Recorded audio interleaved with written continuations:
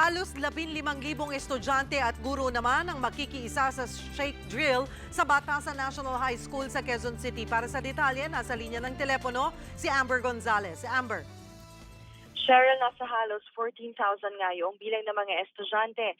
Dito yan sa Batasan Hills National High School sa Quezon City na makikilahok sa ikalawang Metro Shake Drill ng MMDA ngayong umaga.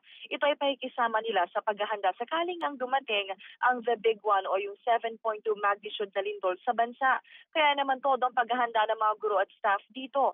Ang mga estudyante, Cheryl, maagang pumasok para sa drill mamaya. Sa katunayan, alas 5:30 pa lang ng umaga, dagsa ng mga estudyante. Nakapwesto na yung bell na papatunugin hudyat ng simula ng drill. Oras na marinig ito ng mga estudyante, magda-duck cover and hold na sila at kapag tumigil na nga ang pagtunog ng bell ay saka sila magsasabay-sabay na lalabas ng kalmado mula sa mga classroom. Ayon sa mga gurong nakausap natin, Cheryl, handa silang i-guide ang mga estudyante lalo pat nasa 6 ang gusali ng eskwelahan at hanggang ika-4 na palapag ang ilang gusali dito. Aminado rin sila na di ganon kadali ang evacuation sa eskwelahan dahil buhay ng libo-libo mga bata ang nasa kamay nila.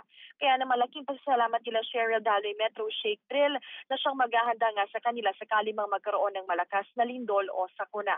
Doon sa SB Park na katabi ng eskwelahan, mag-evacuate ang mga estudyante ng Batasan National High School.